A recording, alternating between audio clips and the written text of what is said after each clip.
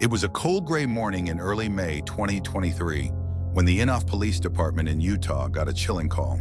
A woman, her voice trembling with fear, said her best friend Taushana had gone missing without a trace. The thing was, Taushana had never missed a meeting. She always answered her phone, always replied to texts. Something was very wrong. The police could feel it too. They didn't waste a second. They rushed to the Haight family's home. When they arrived, everything seemed too quiet. A normal-looking house, silent as the grave. No barking dogs, no lights on, no signs of life. Just this eerie, invisible chill leaking from the walls. They knocked, no answer. Forced to act, they kicked the door in, and what they found made even the most hardened officer's blood run cold.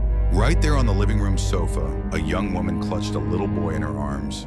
Their bodies still, their faces, soft eyes, gently closed like they had fallen into an endless sleep.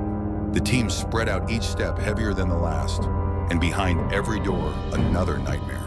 In a bunk bed, two 7-year-old twins lying side by side, bloodstains darkening the sheets. In the master bedroom, a 17-year-old girl, her textbook still open beside her, as if she had just dozed off forever. In the corner of the house, the children's grandmother, Taushana's mother, gone too. A house that once echoed with laughter, now only whispered death. But it wasn't over yet. In the basement, under the weak light of a flashlight, they found Michael Haight, the father. Lying there beside him, a handgun and a crumpled piece of paper. A suicide note. It read, "None of this matters anymore. I screamed for help, but nobody listened. I'd rather burn in hell than live another day of this life." The truth unraveled like a horror story. Michael, the husband, the father, had murdered his wife, their 5 children, and his mother-in-law then turned the gun on himself. But how could someone once seen as a model citizen, a Boy Scout, a churchgoer, the picture-perfect family man become the very monster that destroyed everything he once loved? As investigators dug deeper, a darker picture emerged. Michael had never been the perfect man everyone thought he was. For years, he had quietly controlled and terrorized his family behind closed doors. There were accusations of abuse against his daughter, but without enough proof, the complaints faded into silence. When Taushana finally filed for divorce, choosing freedom over fear, Michael crumbled. In the days leading up to the tragedy, his internet searches were chilling. What does a 9mm gun sound like?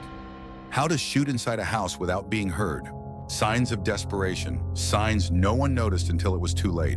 One night, in a final act of madness, Michael took the handgun Taushana had once kept for protection and destroyed everything. Police believe it happened around 3:30 a.m. Neighbors later recalled hearing strange noises, the faint sounds of an ending they didn't understand. From the eldest daughter's phone, investigators recovered heartbreaking voice recordings. In one clip, Taushana's voice was calm, almost eerily calm. "I can't take it anymore. I've endured enough." And Michael's voice, low and broken, replied, I'm sorry I let you down." Just ordinary words, soft, sad whispers. But behind them, a disaster waiting to unfold. They say evil doesn't always hide in the shadows. Sometimes it sits next to you, smiles sweetly, and calls itself family. Michael Haight, once a loving husband, a proud father, erased his entire family from existence, leaving a nation to grieve and to ask the one question that haunts us still. Could we have stopped this if we had just listened sooner?